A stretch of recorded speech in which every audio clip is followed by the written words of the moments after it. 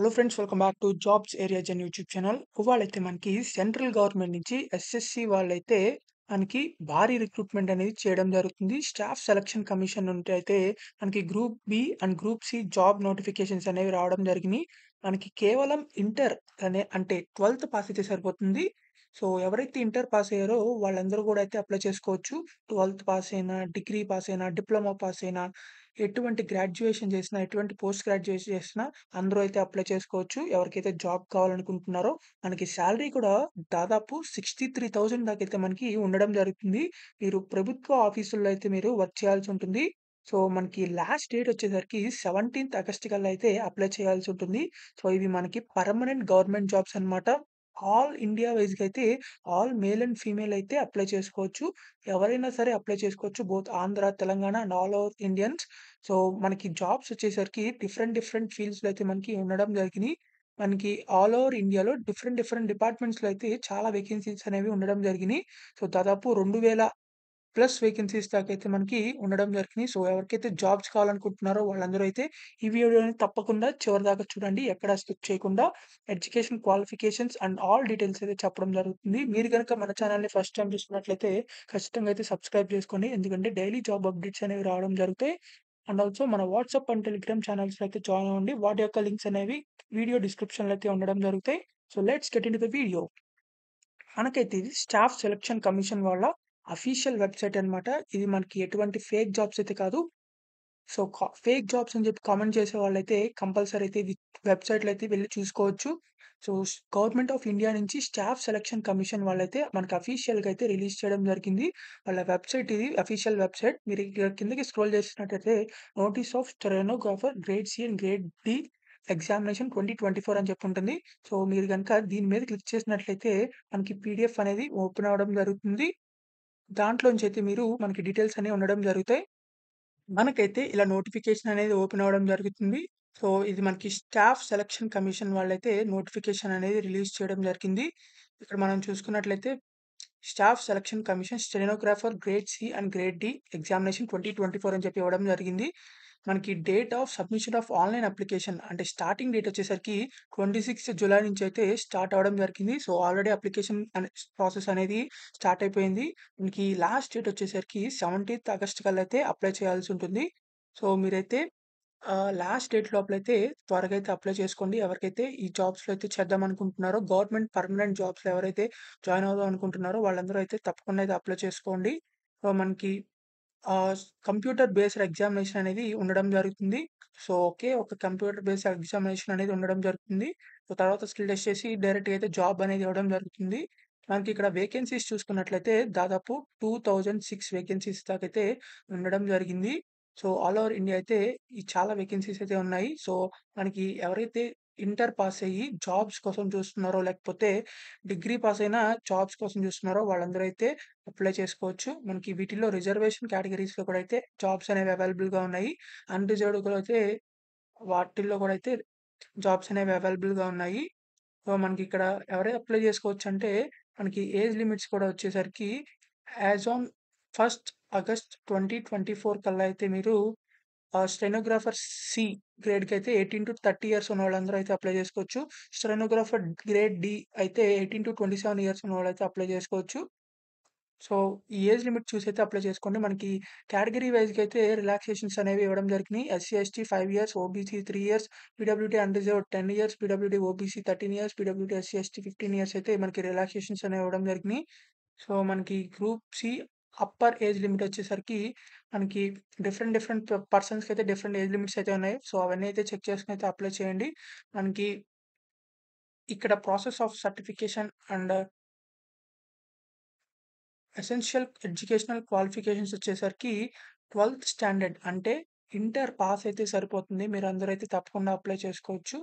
So, 17 August 2024 కల్లా అయితే మీరు ఇంటర్ పాస్ అయ్యి ఉండాలని చెప్పి మనకివ్వడం జరిగింది. సో, మనకిక్కడ హౌ టు అప్లై అని చెప్పి కనబడుతుంది. మనకిక్కడ డీటెయిల్డ్ ఇన్ఫర్మేషన్ అనేది ఇవ్వడం జరిగింది. How to apply step by step process అనేది ఇదే నోటిఫికేషన్‌లో అయితే మనకి ప్రొవైడ్ చేయడం జరిగింది. ఇక్కడ మనకి వెబ్‌సైట్ కూడా అయితే ఇవ్వడం జరిగింది. https://ssc.gov.in అని చెప్పి. సో, ఈ వెబ్‌సైట్‌లో అయితే మీరు అప్లై చేసుకోవాలి ఆన్‌లైన్‌లోనే. మనకి ఎటువంటి ఆఫ్‌లైన్ అయితే లేదు. సో, ఆన్‌లైన్‌లో అయితే తప్పకుండా అప్లై చేసుకోండి అందరూ. మనకి ఇక్కడ అప్లికేషన్ ఫీజ్ వచ్చేసరికి కేవలం రూ. 100 అయితే ఉండడం జరిగింది. ఫర్ ఎక్సెప్ట్ వుమెన్ క్యాండిడేట్స్ ఎవరైతే ఉన్నారో SC, ST, PWD ex service men ఎవరైతే ఉన్నారో వీళ్ళు కాకుండా మిగతా వాళ్ళందరూ అయితే మనకి కేవలం రూ. 100 అయితే పే చేయాలి. వీళ్ళైతే అసలు ఎటువంటి పేమెంట్ అనేది చేయవసరం లేదు. సో, మనకి వీళ్ళలో ఎవరైతే ఉన్నారో women candidates and SC, ST, PWD ex service men వాళ్ళందరూ అయితే తప్పకుండా అది అప్లై చేయడానికి ట్రై చేయండి. జాబ్ వచ్చే ఛాన్సెస్ చాలా ఎక్కువున్నాయి. సో, వీళ్ళకి ఎలాగో ఫీజ్ కూడా లేదు కాబట్టి మీకు సో, కంపల్సరీగా అయితే అప్లై చేయండి. మీ రిమైనింగ్ మెంబర్స్ ఎవరైతే ఉంటారో రూ. 100 అయితే పే చేయాల్సుంటుంది. మీరైతే ఫీ పేమెంట్ కూడా అయితే ఆన్‌లైన్‌లో అయితే చేయాల్సుంటుంది.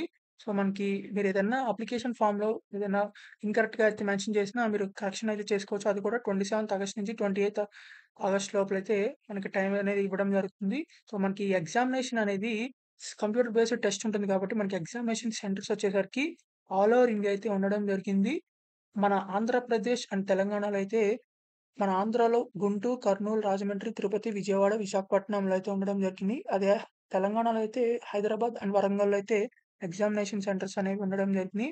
సో, ఆ ఎగ్జామినేషన్ సెంటర్స్‌ని బట్టి మీరైతే ఆహ్, ప్రిఫరెన్స్ అనేది పెట్టుకోవాల్సుంటుంది. సో, స్కీమ్ ఆఫ్ ఎగ్జామినేషన్ చూసుకున్నట్లయితే మనకి general intelligence, general awareness, English and comprehension అయితే ఉండడం జరుగుతుంది. టోటల్ 100 క్వెషన్స్, 100 మార్క్స్ అయితే ఉండడం జరుగుతుంది. 2 అవర్స్ డ్యూరేషన్ అయితే ఉంటుంది.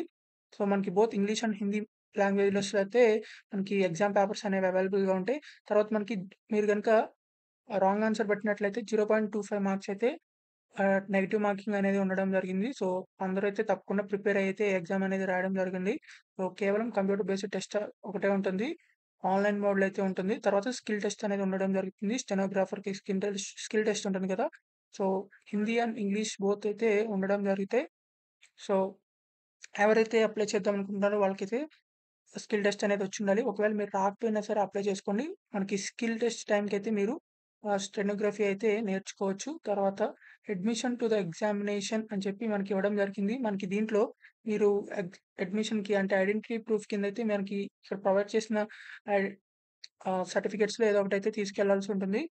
తర్వాత డాక్యుమెంటేషన్ వెరిఫికేషన్ అనేది ఉంటుంది. ఒకవేళ మీరు సెలెక్ట్ అయినట్లయితే ఫైనల్ రిజల్ట్ తర్వాత. తర్వాత మనకి మోడ్ ఆఫ్ సెలక్షన్ వచ్చేసరికి కంప్యూటర్ బేస్డ్ ఎగ్జామినేషన్‌లో అయితే మనకి అన్‌రిజర్వ్డ్‌కైతే 30% రావాలి. తర్వాత ఈడబ్ల్యూఎస్, ఓబీసీ అయితే 25%, ఆల్ అదర్ కేటగరీస్ అయితే 20% అయితే ఉండడం జరుగుతుంది. Qualifying marks, minimum qualifying marks. So, మనకి మెరిట్ లిస్ట్ ప్రకారం అయితే జాబ్స్ అనేవి సెలెక్ట్ చేయడం జరుగుతుంది. Resolution to the tie cases అంటే సేమ్ మార్క్స్ వచ్చిన వాళ్ళకైతే మనకి ఇక్కడ ప్రిఫరెన్స్ అనేది ఇవ్వడం జరిగింది.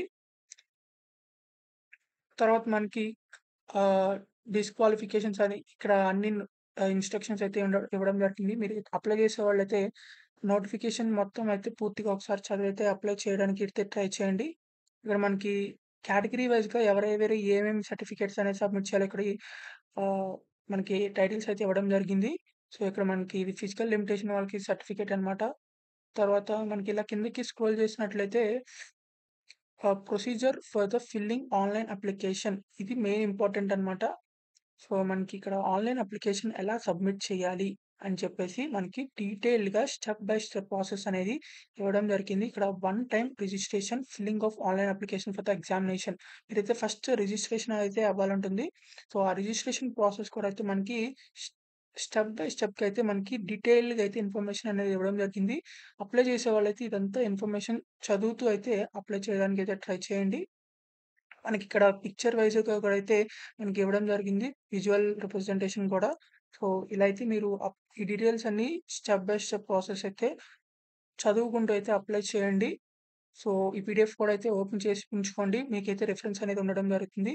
తర్వాత రిజిస్ట్రేషన్ అయిపోయిన తర్వాత ఆన్‌లైన్ అప్లికేషన్ ఫార్మ్ అయితే ఉండడం జరుగుతుంది. సో, ఆన్‌లైన్ అప్లికేషన్ ఎలా సబ్మిట్ చేయాలి? ఎంత సైజ్‌లో సబ్మిట్ చేయాలి? అని చెప్పేసి అవి కూడా అయితే మనకి స్టెప్ బై స్టెప్ ప్రాసెస్ అనేవి డీటెయిల్‌గా అయితే ఇన్ఫర్మేషన్ అనేది ఇవ్వడం జరిగింది.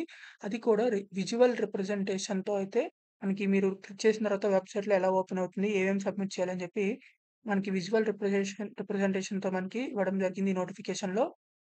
సో, మీరందరూ అయితే ఇలా అయితే ఆన్‌లైన్ అప్లికేషన్ అనేది సబ్మిట్ చేయాల్సి ఉంటుంది.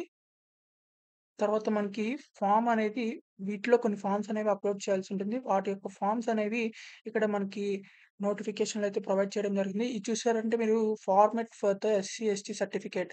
ఎస్సీ, ఎస్టీ సర్టిఫికేట్ ఇలా ఫార్మాట్ అయితే ఉంటుంది. లేకపోతే మీకు ఎస్సీ, ఎస్టీ సర్టిఫికేట్ వాళ్ళిచ్చిందైనా సరే మీరు అప్‌లోడ్ చేయొచ్చు. తర్వాత మనకి format to the backward classes, తర్వాత format for the economical EWS ah, section వాళ్ళకి, తర్వాత ఇది డిజేబిలిటీ సెక్షన్ వాళ్ళకి. సో, ఇలా అయితే మనకి అప్లికేషన్స్ అనేవి మనకి ఫార్మాట్స్ అనేవి అవైలబుల్‌గా ఉన్నాయి. మనకిక్కడ మీరు చదివిన ఎడ్యుకేషనల్ క్వాలిఫికేషన్స్‌కి తగ్గట్టు మనకిక్కడ కోడ్ అనేది ఇవ్వడం జరుగుతుంది. పై వాటిలో ఎక్కడైనా కోడ్ అని చెప్పి మెన్షన్ చేయాలంటే గనక ఇక్కడ మనకి ఫైనల్‌గా అయితే మనకి ఇవ్వడం జరిగింది. సో, మీరు చదివిన ఎడ్యుకేషన్ క్వాలిఫికేషన్ బట్టి ఇక్కడైతే కోడ్ అనేది మెన్షన్ చేయాల్సుంటుంది. తర్వాత మనకి స్టెనోగ్రాఫర్స్ ఎవరైతే ఉంటారో ఫర్ ద గ్రేడ్ డి పోస్టులకి అప్లై చేసే వాళ్ళకి, అంటే బార్డర్ రోడ్ ఆర్గనైజేషన్‌లో ఎవరైతే ఉంటారో వాళ్ళకి మాత్రమే ఫిజికల్ ఎఫిషియన్సీ టెస్ట్ అనేది ఉంటుంది. అంటే physical efficiency test and also medical test అయితే ఉండడం జరుగుతుంది. వాళ్ళకి మాత్రమే. మిగిలిన వాళ్ళకైతే కాదు. So, grade C, grade D జాబ్స్‌లో గూడా అయితే మనకి ఈ బోర్డర్ ఆర్గనైజేషన్‌లో వర్క్ చేసే వాళ్ళకి మాత్రమే ఫిజికల్ టెస్ట్ ఉంటుంది. మిగతా వాళ్ళకైతే ఉండదు. మీరు ఎటువంటి కంగారనేది పడవలసిన అవసరం లేదు. తర్వాత మనకి physical efficiency test 1 mile run అయితే ఉండడం జరుగుతుంది. ఈ 1 మైల్ రన్ అయితే క్వాలిఫై అయితే అవ్వాల్సి ఉంటుంది. సో, మనకి ఇక్కడ రీజనల్ వైస్‌గా అయితే ఫిజికల్ స్టాండర్డ్ ఎగ్జామినేషన్స్ అయితే ఉండడం జరిగినాయి. సో, మనకి ఈ రూల్స్ అన్ని చదువుకున్న తర్వాతయితే మీరు కంపల్సరీగా అయితే అప్లై చేయండి. సో, ఎవరికైతే ఇంట్రెస్ట్ ఉందో, ఎవరికైతే సెంట్రల్ గవర్నమెంట్‌లో జాబ్ చేద్దామనుకుంటున్నారో వాళ్ళందరూ అయితే తప్పకుండా అప్లై చేయండి. సో, మీకింకా ఎలాంటి డౌట్స్ ఉన్నా సరే కింద కామెంట్ బాక్స్‌లో అయితే కామెంట్ చేయండి. ఈ వీడియోనైతే ఖచ్చితంగా మీ వాట్సాప్ గ్రూప్స్‌లో అన్నిట్లో అయితే షేర్ చేయండి.